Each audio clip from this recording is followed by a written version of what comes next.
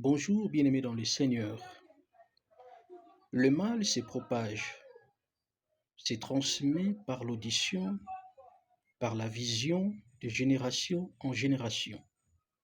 Voilà pourquoi aujourd'hui, nous avons l'honneur de vous parler de la généalogie du mal.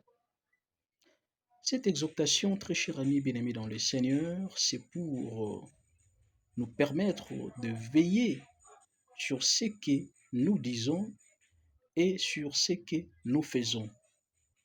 Pourquoi? Parce que ce que nous disons est entendu par les autres et ce que nous faisons peut être imité ou copié, n'est-ce pas, par les autres.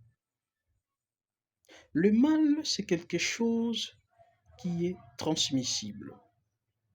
La Bible déclare dans 1 Corinthiens chapitre 15, verset 33, les mauvaises compagnies corrompent les bonnes mœurs. Quand tu fais le mal, tu transmets, tu communiques un message. Et ce message sera reçu par les uns, refusé par les autres. Quand tu fais le mal, très cher ami bien-aimé dans le Seigneur, tu participes en quelque sorte à sa prolifération, à sa pérennité, à sa généalogie dans le monde. Prenons l'exemple d'un homme qui a l'habitude de frapper sa femme. Quand tu frappes ta femme, il y a des hommes qui te voient, il y a des enfants qui te voient, à commencer, bien entendu, par tes propres enfants. Et vous devez savoir que l'acte que vous posez reste imprimé dans la mémoire des enfants, qui peut-être à l'avenir, ils les reproduiront, ils vont les reproduire s'ils ne sont pas bien encadrés. Les actes humains, très chers amis bien-aimés dans le Seigneur, ont deux pouvoirs. Le pouvoir de production, des fruits bien entendu, et le pouvoir de la reproduction. Quand je dis reproduction, je fais allusion à la conservation de l'espèce.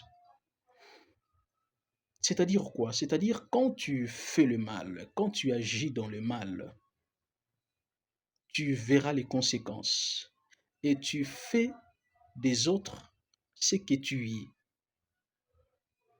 Quand vous agissez dans le mal, quand vous commettez dans le mal, le message, vous donnez un message au monde et vous voulez que le monde agisse comme vous et vous voulez que le monde fasse comme vous. La Bible déclare ce qu'un homme aura sémé, il le moissonnera.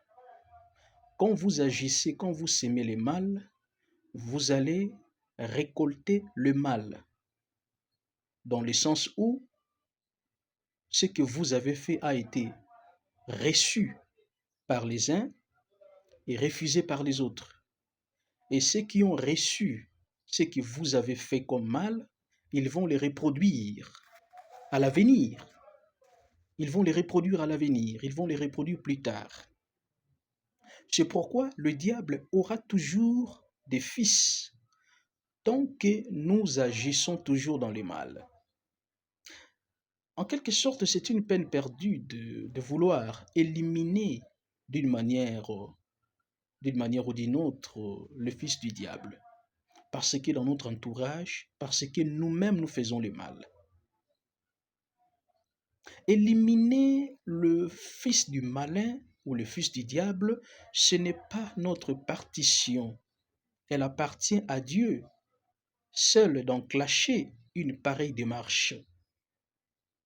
Mais dans la Bible, Jésus-Christ nous donne une méthode qui est simple, une méthode qui va nous permettre d'empêcher, n'est-ce pas, la prolifération du mal dans la communauté des saints. Dans 1 Corinthiens chapitre 5, verset 13, il nous dit d'ôter le méchant au milieu de nous. La Bible ne nous autorise pas de tuer le méchant, mais la Bible nous autorise d'écarter le méchant au milieu de nous. Quand vous tuez le méchant au nom de la vérité, vous commettez le meurtre et on va vous arrêter parce que vous avez commis une infraction. Le diable aura toujours des fils, des descendants dans ce monde. Il aura toujours des représentants. Aussi longtemps que vous agissez dans le mal, aussi longtemps que vous faites le mal, vous participez à la pérennité de la généalogie du mal dans le monde. Mais il est important de savoir que cette généalogie du mal aura une fin. Elle aura une fin.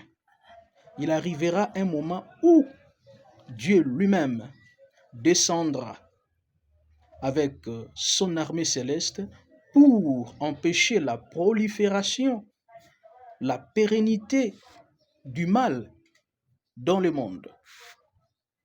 Jésus-Christ était venu ôter le péché, tel que Jean-Baptiste le dit dans les évangiles. Il était venu ôter le péché dans le monde. Et très cher ami, bien dans le Seigneur, comment serait le monde?